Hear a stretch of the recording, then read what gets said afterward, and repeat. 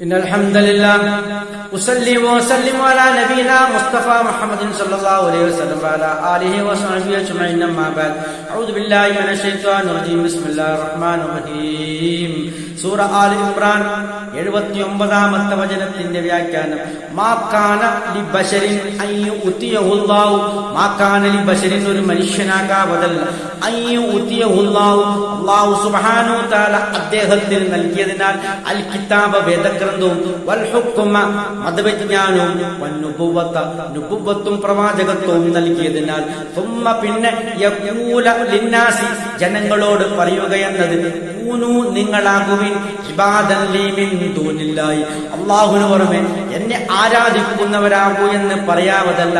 നോക്കൂ, അല്ലാഹു സുബ്ഹാനഹു തആല വേദഗ്രന്ഥവും അതുപോലെ മതവിജ്ഞാനവും പ്രവാചകത്വവും നൽകിക്കൊണ്ട് ഭൂമിയിൽ ജനങ്ങൾക്കിടയിൽ നിയോഗിച്ച ഒരു പ്രവാചകനെ സംബന്ധിച്ചിടത്തോളം അല്ലാഹുവിനെ മാത്രം ആരാധിക്കുക എന്നുള്ള കൽപ്പനയാണ് അദ്ദേഹം നിർവഹിക്കേണ്ടത്.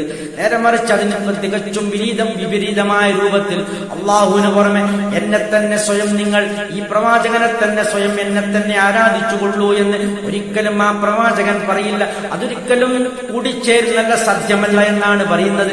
ആരെ കുറിച്ചാണ് ഈ പറയുന്നത്? ഈസാ നബി അലൈഹി സ്വലാമിനെ കുറിച്ചുള്ള സൂചനയാണ്. നോക്കൂ, ക്രൈസ്തവർ വാദിച്ചു വരുന്ന പോലെ ഒരിക്കലും ഈസാ നബി അള്ളാഹുവിന്റെ പുത്രനല്ല, അല്ലെങ്കിൽ അള്ളാഹുവല്ല, ദൈവമല്ല എന്നാണ് ആ പറഞ്ഞതിന്റെ അർത്ഥം. അത് അള്ളാഹുവിന്റെ പ്രവാചകൻ മാത്രമാകുന്നു.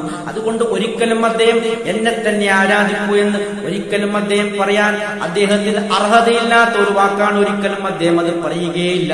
അതൊക്കെ ഈ പുരോഹിതന്മാർ കെട്ടിച്ചമച്ച കള്ളങ്ങളാണെന്നാണ് അല്ലാഹു സുബ്ഹാനഹു തആല വിശുദ്ധ ഖുർആനിൽ കൂടി കൃത്യമായി നമുക്ക് വിശദീകരിച്ചു തരുന്നു. നോക്കൂ, നിങ്ങൾ കൂനൂ നിങ്ങളാകുവിൻ റബ്ബാനീന മതത്തിന്റെ ഉപദേഷ്ടാക്കളാകൂ എന്ന് മാത്രമേ അദ്ദേഹം പറയുകയുള്ളൂ. ബിമാ കുന്തും എന്തുകൊണ്ടാണത്? ബിമാ കുന്തും തുഅല്ലിമൂനൽ കിതാബ നിങ്ങൾ കിതാബ് വേദഗ്രന്ഥം പഠിപ്പിക്കുന്നതിനാലും വബിമാ കുന്തും തദ്റുസൂൻ നിങ്ങൾ അത് പഠിക്കുന്നതിനാലും, നിങ്ങൾ ആ വേദഗ്രന്ഥം പഠിപ്പിക്കുന്നതിനാലും നിങ്ങൾ മതത്തിന്റെ ഉപദേഷ്ടാക്കളാകൂ എന്ന് മാത്രമേ ആ പ്രവാചകൻ നിങ്ങളോട് കൽപ്പിക്കുകയുള്ളൂ.